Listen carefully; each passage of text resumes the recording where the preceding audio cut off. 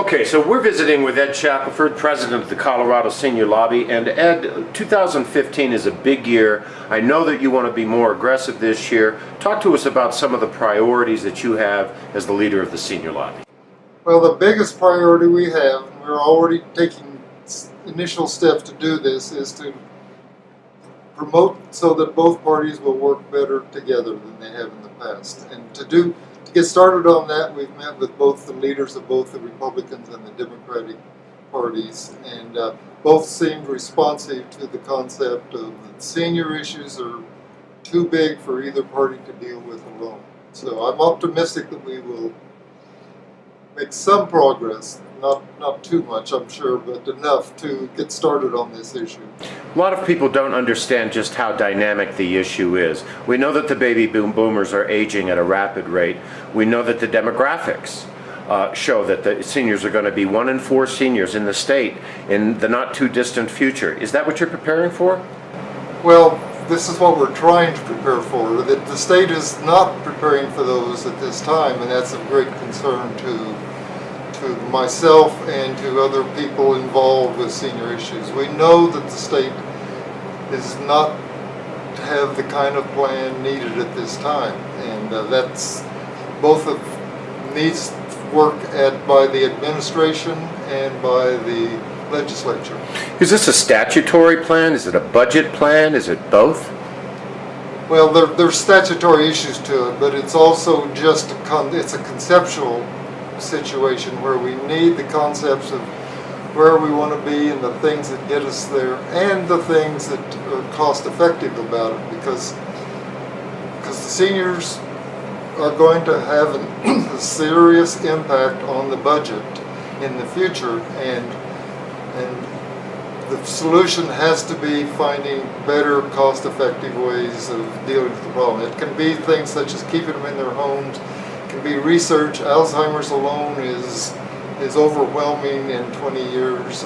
Research to get rid of Alzheimer's is a key issue. It should be very high on the priority, both at the state, because the Anschutz has a very strong research program, and at the federal level where they also need to put more dollars in.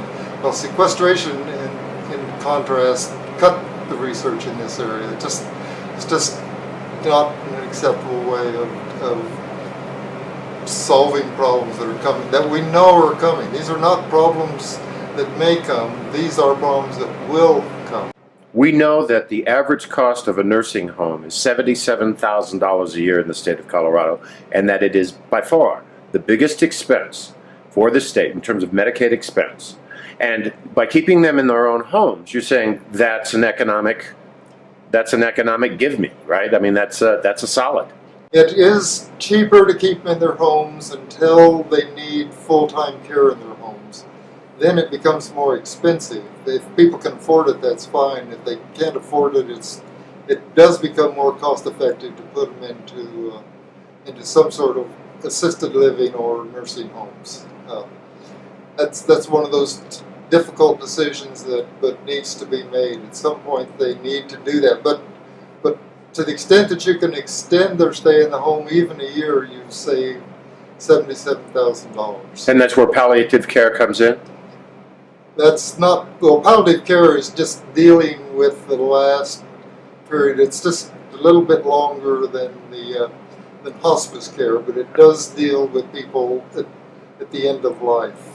And that's another fundamental issue, in that whether people should want to die with lots of tubes in them or die in their home, because the cost of dying in their home or even a retirement community is significantly less than the cost of dying in a hospital, and actually a better way, most people believe, a better way for an end-of-life situation. Final question, in terms of the lawmakers themselves, do you feel that they're just not paying attention, that they don't care? Is that a matter of priorities, or do they just not know? Interestingly, the platforms of both parties had nothing on them about seniors. We did manage to get some into the platforms, but the fact that when they went through their normal process, there was nothing about seniors in the platform. And you never hear legislators, or rarely hear legislators, talk about about the problem says that it's definitely not on the radar the way it should be. Well, the way it has to be, actually. So finally, talk to me about how legislators can be more involved, how people can be more involved, seniors themselves be more involved. Well, seniors can be involved by being active, and that goes beyond just attending meetings where you discuss these issues. You got to go another level and communicate with your legislators.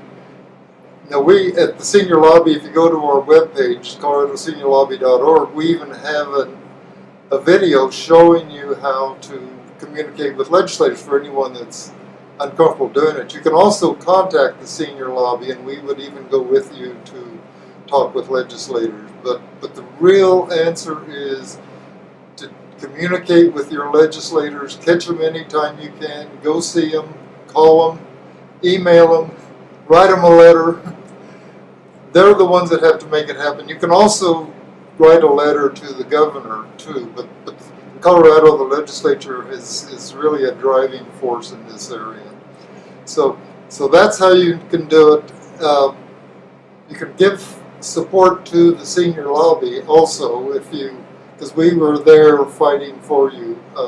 We're one of several organizations that is lobbying for seniors at the state, and we think that we are as effective as any of them in getting these issues in front of the legislators.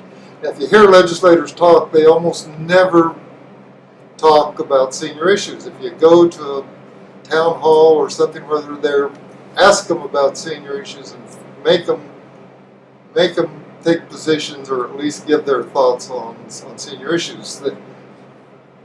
I've worked with several of them, but when I hear them talking, they still never raise the senior issues as something to talk about. So there's a huge amount of work still to be done on this in this area.